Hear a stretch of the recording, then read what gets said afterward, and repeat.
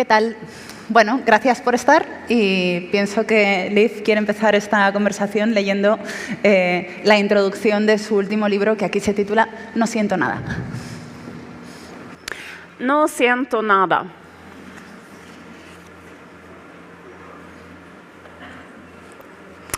Cuando Leonardo Di Caprio y Bar Raffaelli, la modelo de trajes de baño israelí de la revista Sports Illustrated, lo dejaron en 2011, una fuente le dijo al Daily Mail: ha sido una ruptura amistosa. Siguen siendo amigos y siguen en contacto. Lo que pasó es que se habían distanciado y habían evolucionado en distintas direcciones. Luego, Leonardo Di Caprio empezó a salir con la actriz Blake Lively, de 24 años. Luego dejaron y Leo empezó a salir con la modelo de Victoria's Secret, Erin Heatherton, de 23 años. Luego rompieron y Leo empezó a salir con la modelo alemana de Victoria's Secret, Toni Garn, de 22 años. Luego dejaron y Leo empezó a salir con la modelo de traje de baño de la revista Sports Illustrated, Kelly Rohrbach, de 25 años. Luego rompieron y Leo empezó a salir con una modelo de bikinis polaca, Ella Kawalec, de 23 años. Luego lo dejaron y Leo empezó a salir con la modelo danesa de trajes de baño de la revista Sports Illustrated, Nina Agdal, de 25 años. Al final también lo dejaron. Una fuente le dijo al Daily Mail: ambos pensaron que separarse era lo mejor. Siguen siendo amigos y se llevan muy bien. No siento nada. O sí, seguramente sienta algo, solo que no tan fuerte. No es como si Leonardo Di Caprio siente que se va a morir si, por ejemplo, Toni Garn no atraviesa Nueva York en DC a su lado. Al final, tampoco es como si le importase mogollón no volver a ver nunca más a Erin Heatherton. Y a Erin tampoco le debe de importar mucho no volver a ver a Leonardo Di Caprio. Leonardo Di Caprio es como una placa de cocina tibia que nunca acaba de hacer hervir el agua. Uno puede poner la mano encima de la placa sin quemarse. Y no pasa absolutamente nada, no tiene nada de malo, solo que, pues, no siente demasiado, no siente nada.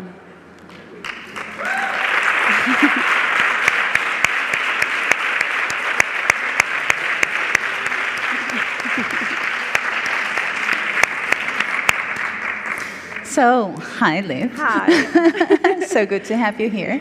No siento nada is the title that your book has in Spain and also in English, in the English Anglo-Saxon world, but it's not the original title of your book in Swedish. So what was the title? The title in Swedish was The Reddest Rose Unfolds, which comes from a poem by Hilda Doolittle that is in the book. Well, the people that have already read the book will know why it was titled like that, but I would love you to explain why Hilda Doolittle is one of the spirits that overflows the book, because I have kind of a potential equivalent that could match the Leonardo Di Caprio example, and I want to see if it works. But first, what's with Hilda Doolittle? Well, it's just that, like, when I write comics, I stumble across some anecdote or some destiny of life, or some like when I read something else, and like a few years ago I just stumbled upon this anecdote or this story about an American poet named Hilda Doolittle that had like an occult experience on a boat where she fell in love with a man, and started to see dolphins, but there were no dolphins, and she thought that she had been transferred to another dimension, and so on. And I'm like, this is the most, this story is so funny, and I like her so much, and I have to like retell this story sometimes. So, and then when I was working with this book, I felt it was a very good like counter story to how we view on love today as like some kind of scientific subject that can be explained by neurobiology in the brain or for evolutionary reasons or something like that. That is very that kind of deprives love of its mystery and also of its meaning, and makes it kind of empty and hard to believe in. So yeah. So Hilda, in this case, like, is the opposite of the way we understand how loving well is today, no? Which is basically like a transaction between equals that is fair and reasonable, and where one of the equals becomes an equal because loves more or less than the other, then the transaction is over. And then your argument, and you argue with the help of a number, especially a couple of sociologists and thinkers from the very contemporary, love studies, I guess. You find that this is something that somehow rejects love as this alchemy that transforms people, and in the case of Hilda, even the world, no? It makes dolphins appear where they are not, and things like that. And I was thinking how, if Leonardo Di Caprio is like the perfect player in this transactional universe of the, I don't know, the unlove, I guess, how maybe Britney Spears would be the opposite character, because she is a woman broken by love, no? A woman broken by attention and fandom, and basically,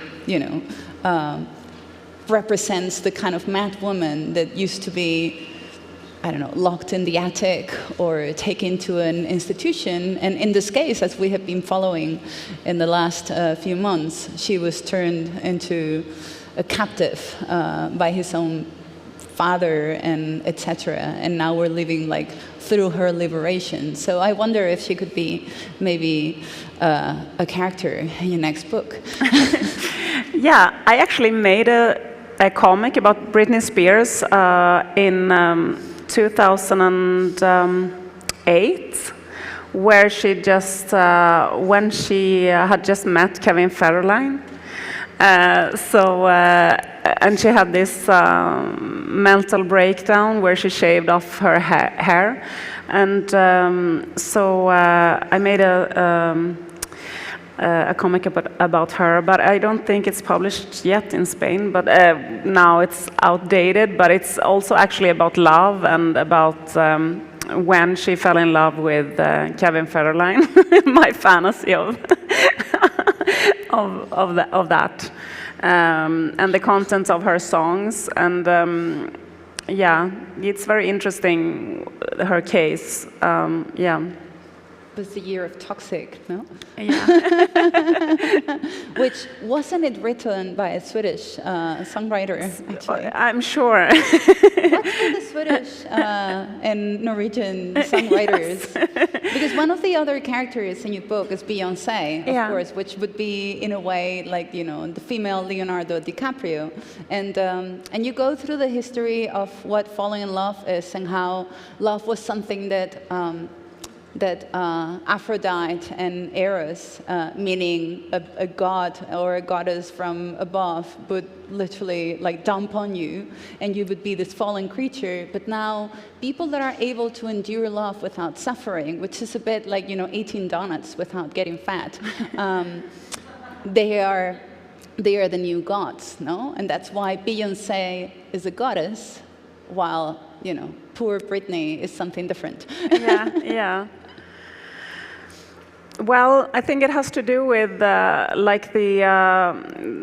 think that like one of the main features of our time today is like the optimization of the self, or like sorry, my English is not so good. Like the heightened focus on the self, and this has got like. And that everything, that the self can like optimize everything, control everything, set up goals and achieve those goals, and and there's a lot of things in this that are positive, but there is also like a clash, I think, when it comes to certain things that you cannot, that you absolutely cannot control, like in our culture, that it's kind of becomes, I think, more and more difficult to deal with or know how to deal with. Like death is another example that cannot really, that we cannot really cope with in this culture, because everything is about like optimizing the self, like empowering the self, controlling everything, optimizing your life, optimize your body, optimize your face, optimize your relationships, like your work, like everything, and everything is just going to be better and better and better, like very much equal to economic growth. But then you have these uncontrollable things that occur that are like very much out of our control. And like I said, death is one example, but another example is falling in love, where you cannot decide, today I want to fall madly in love with someone, and you just fall in love with someone, and then if that person doesn't love you back, you would really want to tell yourself, like, I want this feeling to stop, so I would feel better. It would be better for everyone if I could just stop this feeling. But you can't, it's something that is operating on some different level. Also, like, you're in a relationship and you want to be in that relationship, but you have fallen out of love with that person, and you try, like, how can I don't want to hurt this person, I want to stay here, and you try to find within yourself different ways of making yourself continue to be in love with this person, but that's also something that is kind of out of your control. And and I think that the explications, or the way we explain, like, what is a human, and like how our culture deals with different feelings today is very poor, because it's difficult to have like a narrative around these things when everything is just about like self-empowerment and control and so on. Because, for example, suffering is something that is not welcome in this type of world, So just intense suffering is like, if you're going to suffer, then you have to like learn something from it very quickly and come out on the other side. Just like plain suffering is not something that is almost allowed, and it's very difficult to have like love or any human relationship without suffering, because suffering is like an inherent part of it. Like, if you have a kid, you will suffer, because like, if that kid is unhappy, you're going to be unhappy. If you're in love, if that person leaves, you're going to be sad. That's like a part of loving someone. The only way to avoid suffering is to not feel anything for anyone. So if you are very afraid of suffering, or if the culture has like banned suffering, then I think that we also ban love, Yeah, it's interesting you say that, because suffering is actually a very important part of our everyday life. But, but it is only appropriate when it's productive, no? Like, you can suffer in the gym, so you can get really good ass, and you can suffering at work, so you could get a promotion, and you can suffer, I don't know, but you cannot suffer for love, because that somehow is unproductive, because of course, the transformation of the soul into a higher being, which is, what the suffering of love is all about, is just not not very becoming these days, no? Hence the Britney example. I was actually, when I was reading your book, I was thinking about how I have a favorite love song, and it's I Don't Want to Get Over You by the Magnetic Fields. And all the song is about precisely how, you know, he doesn't want to do all the things that you do to just get rid of the suffering. It's just like, you know, date someone else, someone not too bright but sweet and nice, he says, no? Or even, like, you know, turn it into aesthetics, like, you know, what does he say? Or I can make a career of being blue and smoke clove cigarettes and drink vermouth, you know, like just turn it into art or something else. And he says he don't want to get over that because he doesn't want to get over love, which is what all of this is about. And I really like how you almost turn the book into its head when you talk about how the one that doesn't love is also a victim. Like, it's not only the suffering one that cannot get, you know, the loved one to bring attention or to, I don't know, want to have children or whatever, but how the unloving person is just a bit, or even the one that just stops loving someone, that has what I call the thought that kills all thoughts one day. It's like waking up from a dream, no? Where you're like, no, I want to go back into the dream. It's just like, keep dreaming it, and then you close your eyes and you just can't get there, and then the loved one becomes toxic to you. And the way you go through the different contemporary approaches to it, no? Which is all about either chemicals in the brain that want you to go and breed children somewhere else, or the sociology approach, which has a lot to do with this idea of us approaching love in a very narcissistic way, which is not entirely a case of being self-focused as much as being self-protective, no? Because when you say that one of the reasons why we don't love anymore, like we don't throw ourselves, we don't fall in love into other people and you know, and their suffering for their love, is because we are so rejectful of suffering, not only because it's uncool, because it is shameful. And before we were talking about how I see all your production, all your books being about shame, because, you know, we will talk about your, I think, second to previous book to this one, because No Siento Nada is Liv's seventh book. Like, we only have two in Spanish, but this is her seventh book. And El Fruto Prohibido is her fifth book, no? Yeah.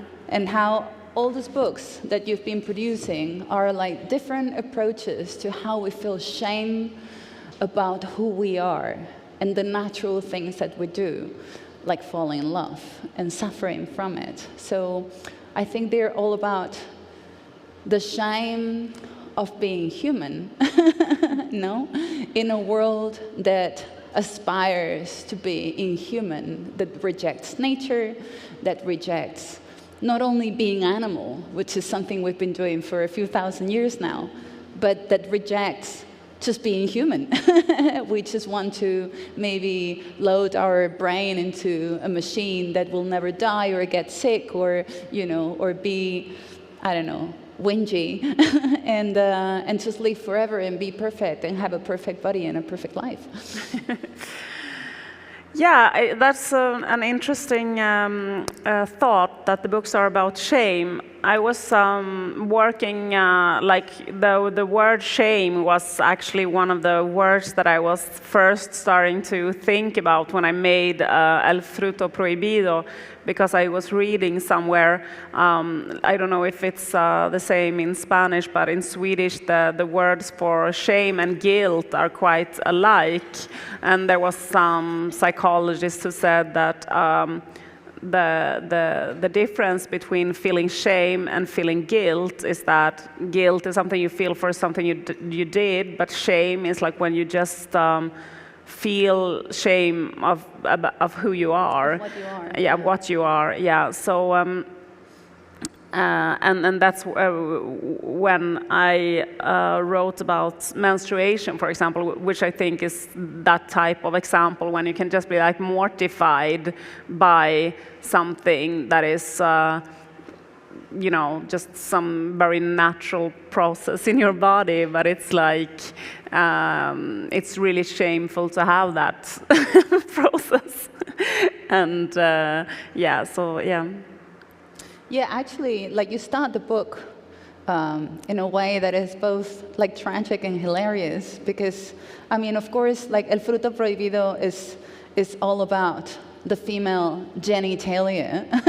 You call it vulva. This is your favorite term for it, which is pretty sweet term, I think. But instead of talking about how it's a taboo topic and how women, you know, are not allowed to have vulvas because, you know, that's too shameful, you actually start by talking about how there's been people in history that have been focusing a bit too much on the female genitalia, and they were not women, actually. So can you tell us about the series of over enthusiastic men who has been too interested in the female sexual organ? Yeah, but it's well, it was just like when I got the idea to write a book about this subject. It struck me that every time anyone talks about this subject, they talk about it basically in the same way, and they always talk about it like the vulva is something invisible, and it's something that we didn't get enough knowledge about, and we have to name it, and we have to talk about it, and so on. I'm like, but I don't want to start like everyone starts to talk about this subject. And I had read The History of Sexuality by Foucault, where he does this argument that there is too much, like the will to know is like the most oppressive power when it comes to sexuality, that like all the collecting data and like making surveys and having like different investigations about different things is also a way to like control the sexuality of people and try and categorize them. You are this kind, you are this kind, and you have this kind of fetish, or you are perverted in this kind of way, and just like make notes about everything and so on, instead of just like letting sexuality be something that is outside of this, like the will to know, according to him, is like a way to use power. So, and then it was, or to oppress people through knowledge. That's also why it's called, in English, it's called the fruit of knowledge, because it's like how knowledge can be used as oppression, of course, and how knowledge can be used as liberation. So it's like, it's two ways, but then I was just one day was like, okay, I'm going to start the book by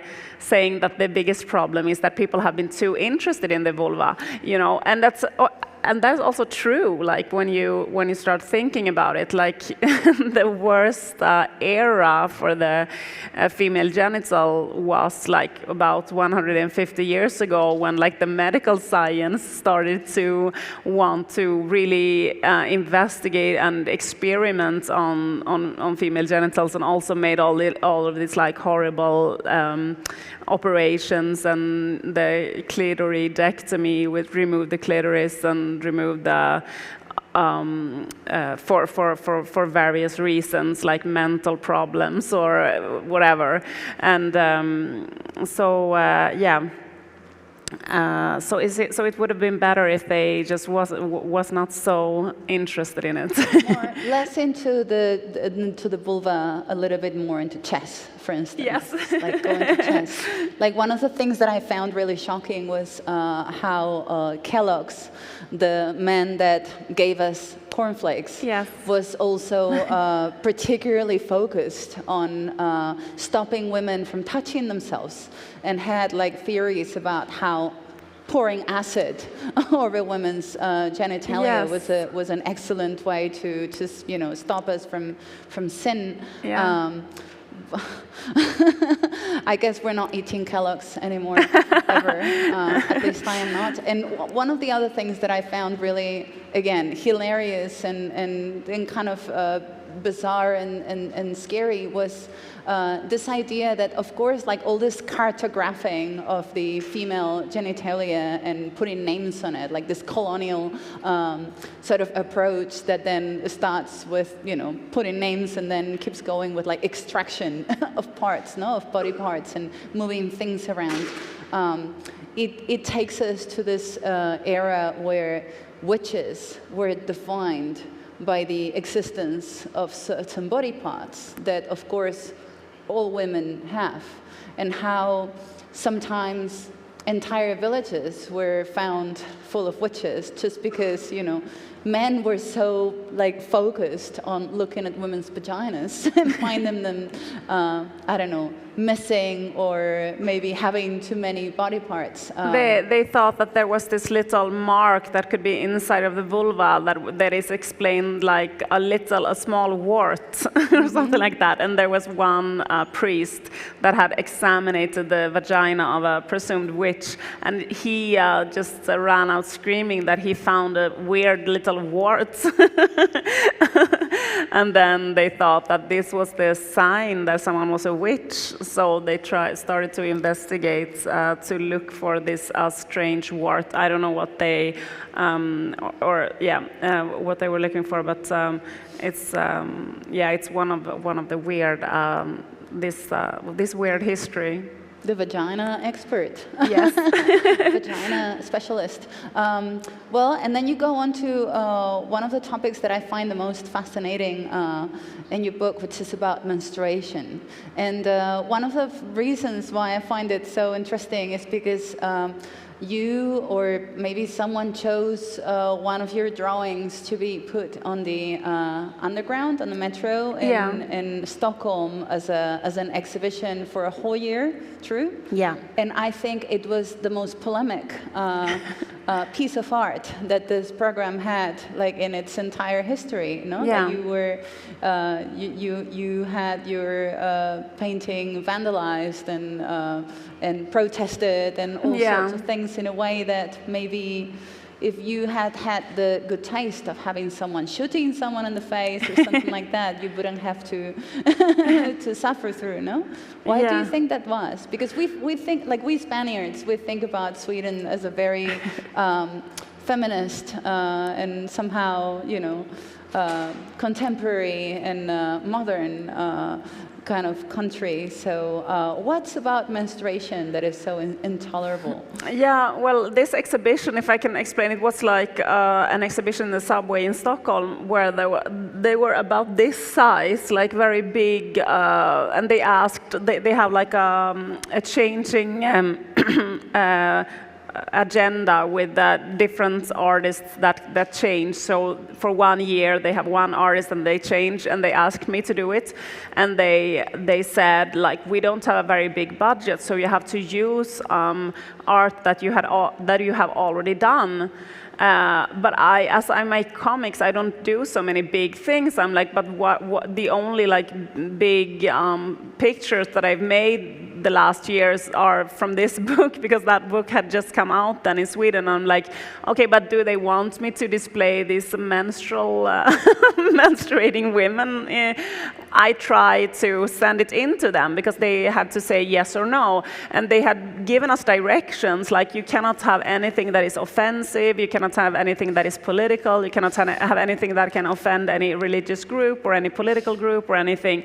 But I'm like, but menstruation really isn't like a political subject, or it shouldn't really, offend anyone, because it's just like, or like, who says that this is a political subject? I mean, so I just sent them in, and then for some weird reason they just said, okay, let's put them up. And I was kind of surprised, because I felt like, but maybe there was like some person in the jury that was just like, but we can't find an argument that is good enough to say no, The reason. Yeah, so maybe that was the reason. And so I don't know if you know these pictures, but they are from this book, and they show a woman ice skating with like a menstrual blood in her crotch like this. So it's based on a real ice skater. yes, it's based on a real photograph that I saw of a real ice skater that had a menstrual stain while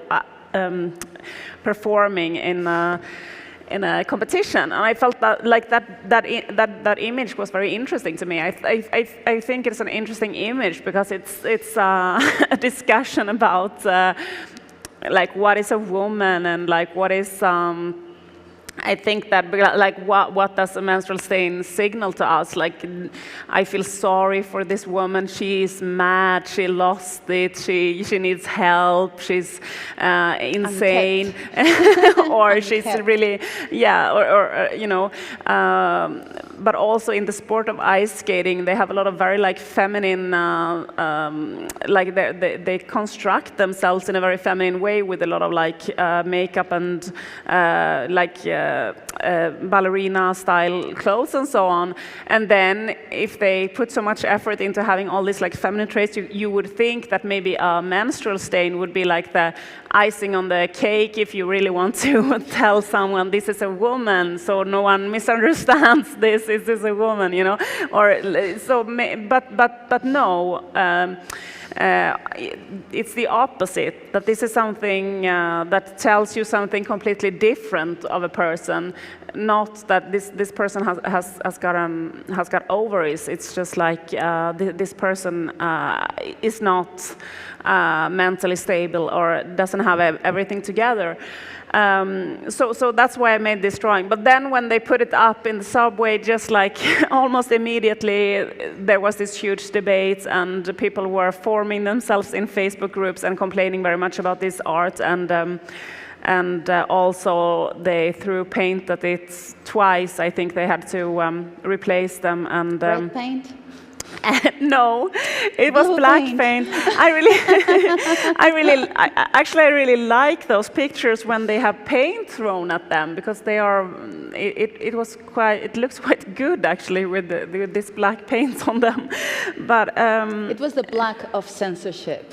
Yes, it was not exactly. The red of empathy or the blue of... But it was also used like in a populist debate, because there is a populist right-wing party, like a conservative right-wing populist party in Sweden, that started to use these pictures as an example of how the culture is derailed, and how money is used the wrong way, and that if they were in power, this type of art should not get funding, and they should have instead, they made a meme with like an old painting of a boat, and they were like, this is the type of art that is going to be in the subway if we get power. And they also made, but so it became this big debate.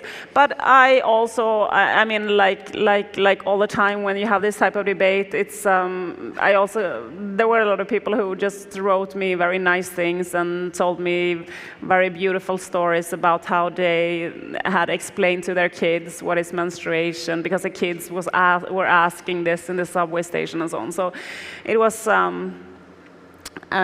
both positive and negative reactions to this. I mean, I find it fascinating that this is a taboo that somehow cannot be broken, no matter how much you put it out there. And there is a long history of especially female artists, famously putting them, I don't know, their wet tampons in the Tate Gallery and things like that. And yet, I wonder if the reason why, like, there is no way to push through this, to break this taboo wall, because it is women the ones that keep the wall up, that keep the taboo going. Because when I think about this woman ice skating with all these cameras around and all these people looking, and and having this stain, I can imagine that even if she got all the gold medals in the Olympics that year, it would be the most embarrassing moment of her entire life. Yeah. And so, and I keep thinking about how I cannot think of a single woman I know that hasn't had, a moment like that, no? Because, we all have periods every month. And we all have found ourselves in an embarrassing situation where we stain something. Yeah. And you also talk about how, someone staining a couch with blood or dropping, like a glass of wine are very, very different things. Like, they are very different situations that, that basically are just stain on the couch, and how there is no way to break the inappropriate dirtiness of that blood. I was actually, I was talking the other day to someone that organizes ayahuasca, how would you say it? Like rituals, exactly. And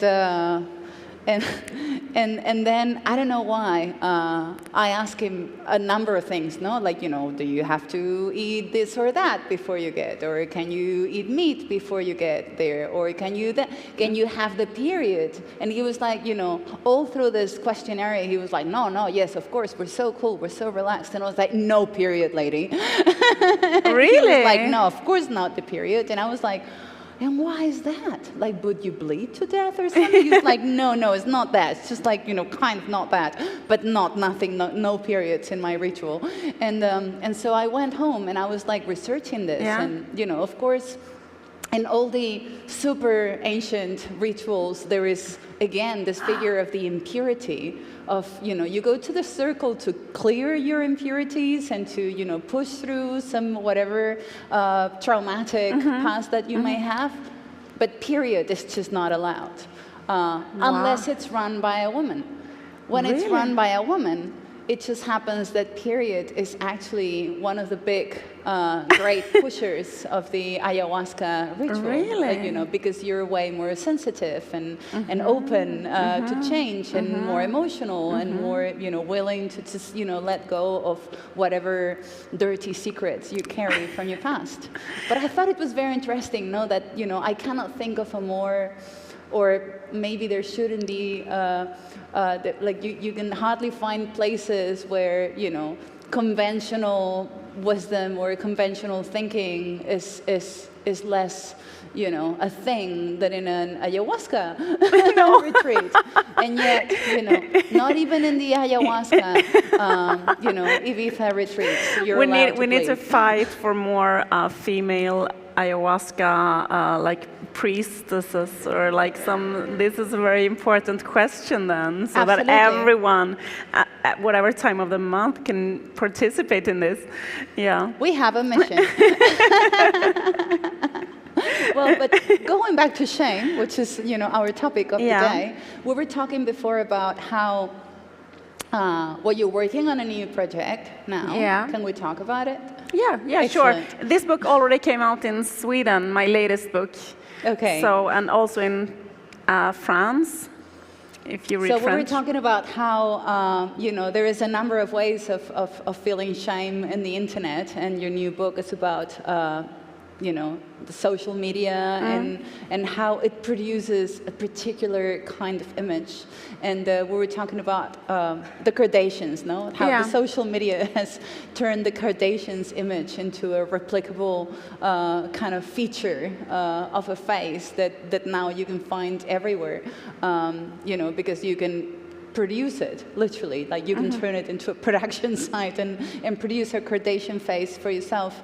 And how someone took a photo of one of the Kardashians and it was not properly produced, and that was a source of intense shame. Yeah, like with the topic of shame, you can really talk about, because my book that came out now in Sweden, it's called Inside the Hall of Mirrors, and it's about like the life that we live on social media and the image we project. And there is this interesting theory that I read about fame or famous people, that is like because famous people have a lot of like problems, and a lot of the time they feel bad. I mean, Britney is a good example. I think it's worse the earlier age you became famous, the worse it is, I think, for people to kind of heal that, because you have this problem with being like a public figure, and there is a split between the you that you are projecting and showing everyone, and then there is another self that is like not being on display, because like when you are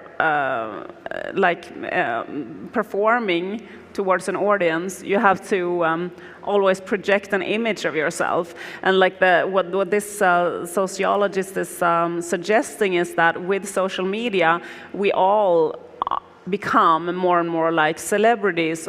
We get the same kind of problems that celebrities has, because like if you have an Instagram account, for example, even if you only have like the following of a few friends, and or if you have like a little Twitter account that has a little following, like few hundred people, but like there's like in this new structure, there are so many more celebrities, like micro celebrities, and before like we had 2 or 3 celebrities in like, for example, in Sweden there were like 10 or 15 celebrities like 30 years ago, but now I mean there are like a myriad of celebrities that have their own little following. And even if you're not a celebrity at all, you still are a bit like a celebrity, because you show an image of yourself, and this image can show some things, but it cannot show the whole you or everything about you. And for example, in social media, I mean, you can show, you often show, of course, like I had this nice trip with my friends, I was on vacation, that's a very good thing to Instagram, or I ate something nice, or I have this nice clothes on or something, and all of the, but you don't, of course, show I feel very bad. I'm ugly. And even if you, because there is this trend towards being more authentic on social media, but even this authenticity is kind of a staged, consumable performance, because, like everything about. It all takes place on like a giant, like a platform that is owned by these giant tech companies, and it's like a marketplace, and all the content that is there is in order to sell advertising and just have people keep scrolling, So, so there is a lot of things that are like that has to be in hiding. And that causes like this feeling of split, where the true self or the authentic self, even if like the avatar that you have online gets a lot of love and likes and so on, there is another self that is like hovering in the shadows and feeling more and more like no one is giving me love or attention, or and this sociologist explains the reason for famous people that they have breakdowns. He says like it's a desperate attempt for this like authentic self to like break through and show I'm here, I want to kill this avatar, I want to destroy the life of this avatar. For example, when Britney, who used to be like a virgin, supposedly in the beginning of her career, she was marketed as a virgin. She was like had this absolutely perfect body and tan and everything and all these sexy clothes. And then with her just from nothing, she just like shaved off her hair and threw things at the paparazzis, and like because there was someone else in there that was not allowed to be exposed, and I think that's like that can be the same feeling, even if you only have like an Instagram account or a Facebook account, that you tell certain things that make you look a certain way, but then you have all these like very dark needs and desires and fears and shortcomings and problematic feelings that don't have like any way to yeah, and as more and more of our social relationships are in this web, then it's like it's more and more difficult with this personality split, because if you have a true friendship, then you can, I think, be mirrored like in all of your different, the closer or more real the relationship is, like the more you can get accepted for all of your different shortcomings and so on. But this way of having social relationships is very much about displaying something that others can judge and say yes or no. You can only have these two feelings: I like it or I don't like it. So you can either just be liked or disliked. Yeah. Left or right. Yeah, no? yeah, exactly. Yay or pass. And nothing more complicated than that.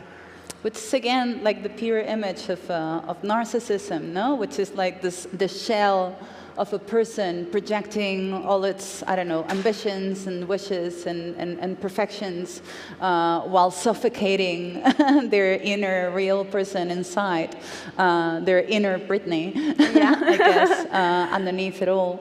I wonder how Leonardo Di Caprio's would break out of his perfect Leonardo, the man of the infinite swimsuit models, would break out of his shell. This is interesting also in terms of how the algorithm helps you or pushes you to become one kind of shell. Like, because even before, if you were narcissistic, there was a number of ways where you could be perfect and beautiful and successful and whatever. But now, especially when you look at what happens in the digital platforms, because of Airbnb and Pinterest, there is only a couple of ways that you can have a really great house.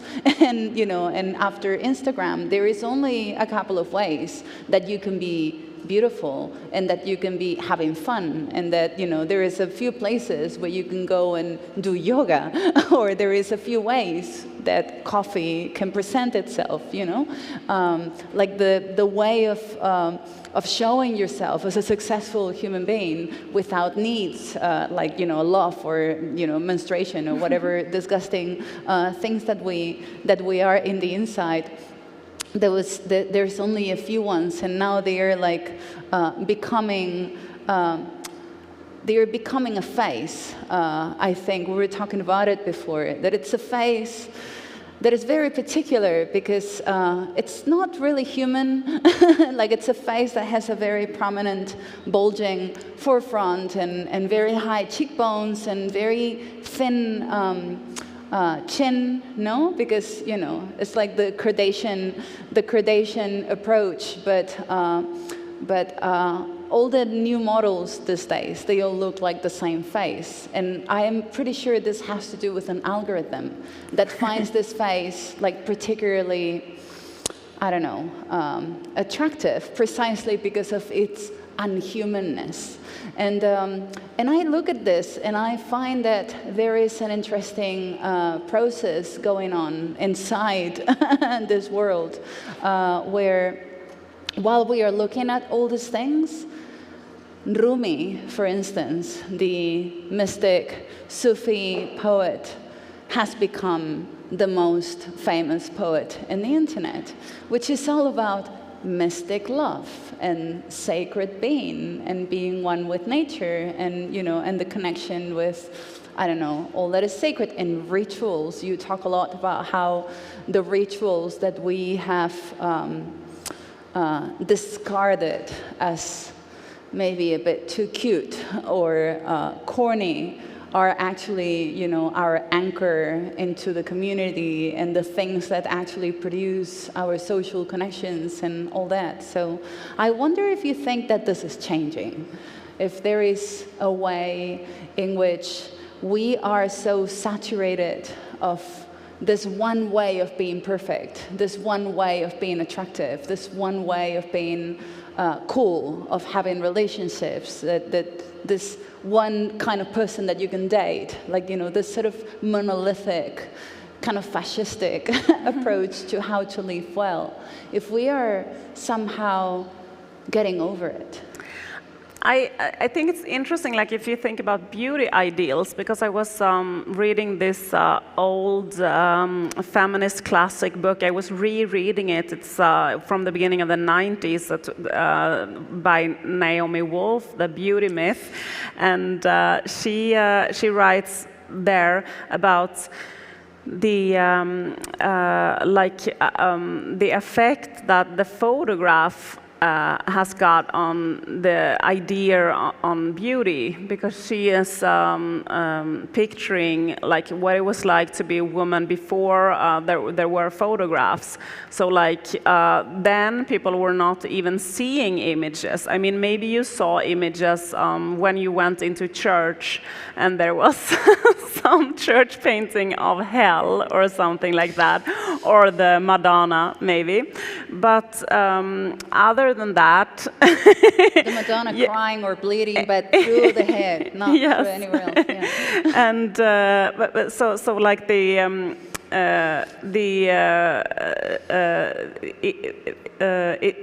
it might have been, I think that, so like this is my fantasy about this, but like if you picture a village, there surely must have been like one woman in every village, or a few women that were considered like the most beautiful women in this village.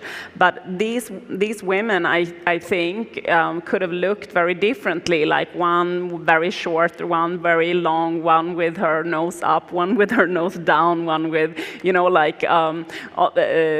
different features. And the features that were looked up like they were attractive, they can be things, a lot of things that cannot be captured in a photograph. Like this one is the most beautiful here because she has got like a beautiful laugh, or she moves, she's got a very graceful way to walk, or like a mysterious sexual aura that is unexplainable and not possible to photograph or describe in words, or or it could be like a number of different things that could make like one person maybe then attractive. But then when photographs starts to appear, and from the beginning there were like photographs, maybe nude photographs of prostitutes, like the first photographs that started to circulate, and then family portraits and so on. And then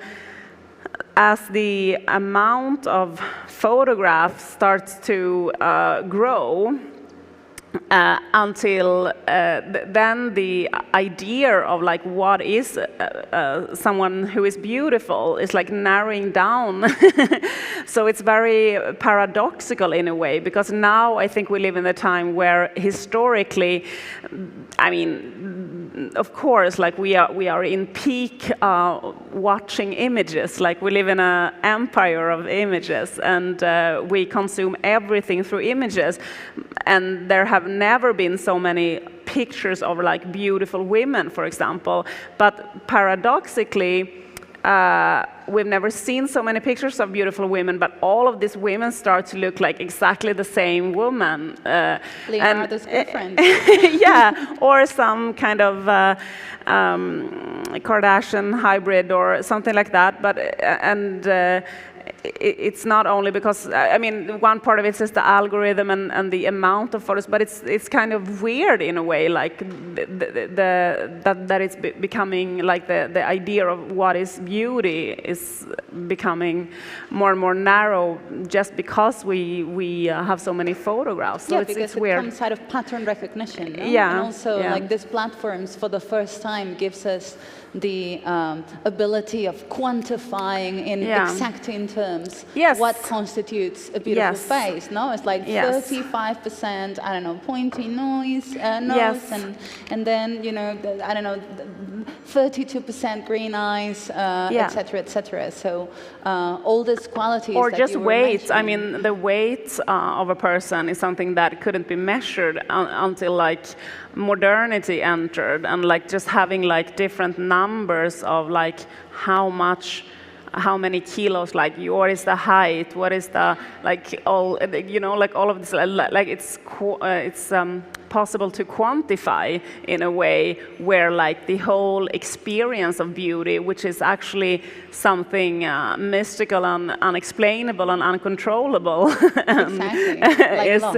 Yeah, like love, exactly. It's very similar to love. It's one of the muses, like what the grasses, I don't know, it's like love, beauty, like, yeah, it's like this very ancient human form, like the beautiful parts of life. But it's yeah, but trying to quantify that, or like it's a completely wrong approach to it, because it's not possible to quantify. It's not possible to like put in numbers, or you have to experience it and like open up to it, and that means losing control over it, because like I think beauty only appears in the uncontrolled, you know, and you have to like, and beauty transforms you. So in order to like experience beauty, you have to open up to the possibility of, you know, yourself being ruined or transformed. Yes, and also it has to be unique, which is again how love turns the loved one into a unique person, precisely out of the things that make him or her different, which is normally, you know, something that is not popularly attractive or beautiful, which is something we don't want to risk right now, because you don't want to be the one that dates the guy with the glasses, no? or the fat girl, or the you know, something like that, which is being too coward. I guess it's easier to turn into the other thing. I can see that we have 3 minutes left, so I guess I'm going to ask you, how do we break the spell?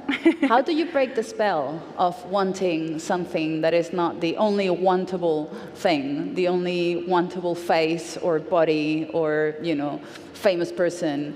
What's the, you know, what have you learned from all your research that we can turn to? I don't know. I just for me it just helps to analyze and try to understand things, and just like read about it. And after that, I think that just like the knowledge about something kind of helps a little bit. But I ask the same question as you, you know, it's like, and I think also it's difficult as an individual, you know, for example, like this, the things that you are writing about social media and so on, like, it's very hard to just log out and be the only person that doesn't who isn't like in this web. Then, you know, it's like to be like the individual solution, I think is very difficult, or to have like an individual approach to it. I don't know, maybe it's unsolvable. No. Also, we're constantly looking at even the people we know. We're looking at them in Instagram or in TikTok or, you know, through the screen, and it's not the same thing as looking at them in real life, no? And smelling them and touching them, and, you know, and that's where you smell and you touch and you look. That's when you end up liking the wrong person. That's, you know, how it always happens. And all your friends are like, really? Are you feeling okay? Is there anything you want to share? You know, but this is it, no? That's the thing. Yeah. And also like this idea, I don't know, who was it? What's this British philosopher that was talking about how you should marry the wrong person, that you will always be with someone that is not perfect, because that person, even if someone is perfect for a second, that's like a fleeting thing, no? And how you just have to settle with the good enough. That we need to start thinking again that you don't want to find the one that matches 99% of your likes and dislikes and etc. That is your perfect match, and that has the perfect job and the perfect hair and the perfect dog and the perfect band. Like that we have to start thinking about settling with the just good enough, which is so kind of like, you know, such an antagonistic thought for our I don't know if you have to mind. call it. I don't know if you have to call it good enough. I think that like just like accepting all the parts of someone, you know, and it helps to think about yourself, I think, like that someone has to be with me and like with all the unperfect. Oh, but we are perfect. Yeah, no, no, but it's like I think that yeah. That's the thing, no? Like when you start like looking after the self in those ways, you know, like go to the gym a lot and eat only the right things and have the right job and only saying the right things and have the perfect Instagram, you expect someone that mirrors that. So maybe the first step is just like stepping out of that projection of the self that maybe has nothing to do with yourself and just breathe yourself out. Well, I can see zeros in my screen, so I guess this is it. Thank you so much, Liv. Your books are amazing. I have had so many phone calls from my girlfriends, like, oh my God, you're going to talk to Liv? I can't believe it. So I hope some of them are here today. Gracias a todos por venir. Siento que no haya preguntas. Hoy es lo que es.